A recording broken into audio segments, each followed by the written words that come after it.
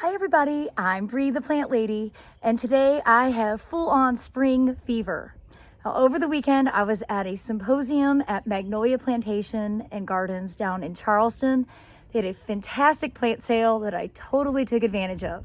So I wanted to show you what I purchased and where I'm going to plant all of this stuff right now on this glorious, clear Carolina blue sky, mild March day. Well, hopefully you watch my videos regularly, so you know I love larkspur, but I don't generally grow delphinium.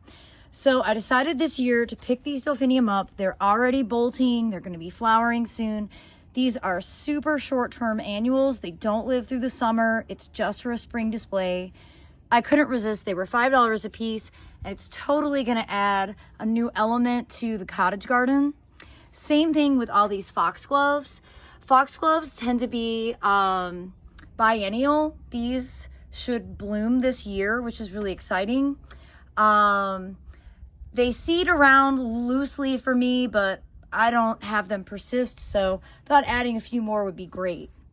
Now I got a tray here of some mixed things, including some rudbeckia, some hibiscus, acetifolia. This is, doesn't have its label, Turk's cap. And this is a Tagetes lemonii that has a really strong scent. But things in this tray aren't really hardy if we get back down below freezing. So I'm going to toss these in the greenhouse for now. Now some other things that I bought. I got a chamomile because I couldn't help myself. I got this great edible sage, Salvia officinalis, that has been generally circulated as Jenks Farmer, named for my good friend Jenks. And it's a really reliably heat tolerant sage, so I'm excited to grow it again. I'm going to put this in a pot. I got this ground cover lobelia. I got 2 azaleas, and then I got this also sort of ground cover vine, the wire something. I need to look this up. I think Matusia. No, not Matusia. Something. I'll look it up. So I'm going to plant a bunch of this stuff under live oaks and basically make it so that I only have a few plants that go into the greenhouse. I'm going to go ahead and get this done right now. So before we get started planting, Aiden just checked the rain gauge, and how much did we get? 3/4. 3/4 of an inch. Yep. Y'all, we were in Charleston and they got, what, 5.5 inches? In under 12 hours. And we were staying on Sullivan's Island, and the entire island flooded. Like, we were walking around with rubber boots, and there were areas where the water was taller than our boots. Yep. But it didn't rain much here, which means we have to water everything now that we're getting stuff planted. And so everybody can see we've got a wheelbarrow full. Again, these are all plants I picked up at that great plant sale at Magnolia over the weekend. And I think that it's going to just really add some extra oomph, especially out here to the wave. We've got a handful of these things that'll go over under the live oak. And I can't wait to show you all what I did with the resurrection ferns and the Spanish moss that we brought home from Charleston. Neither are fully hardy here, but they both kind of survive. They don't grow exponentially. But I think it really has made this live oak look awesome. Oh, yeah. So when we get over there, we'll show you all. For now, we're going to go ahead and get these full sun things planted here in the wave.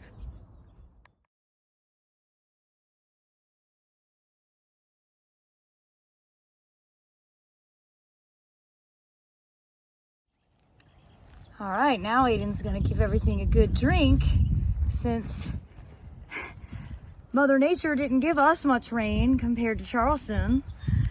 But I do think the addition of the foxgloves right here and the traditional delphiniums right here are gonna look great mixed in with all of the grains and the poppies, the lupins, the larkspur that's seeded through, and those bachelor buttons that we transplanted a few weeks ago.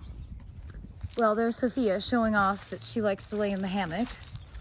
And as we come down here under the big live oak, I wanted to show you So we've added a couple of azaleas and some other permanent material like that wire vine. And then if you notice here, I've added a bunch of Spanish moss all throughout the branches. And of course that's very low country inspired. And again, we've been growing Spanish moss for more than a decade, and it lives, but it doesn't really grow, and the birds usually steal it.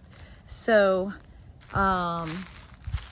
it's just sort of a dreamy element. And then we did gather some resurrection ferns that grow naturally on the live oaks down in Charleston.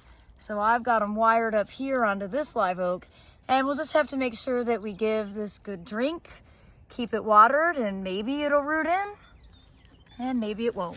Time will tell. Well, everybody, I hope this quick spring fever video will serve as inspiration for you. Now's a great time to go ahead and do some early spring planting. Of course, we're really in the countdown for proper vernal equinox, which is coming up on March 19th. And I do hope that you'll plan to come for a visit. We've got our spring open garden scheduled for Saturday, May 11th from noon to 4 p.m. As always, this is a free, no registration, rain or shine event, and we will be having a very large native plant sale, both for full sun and for full shade. You can check out the entire plant list on my website, breegrows.com. Well, thanks so much for watching, and happy gardening.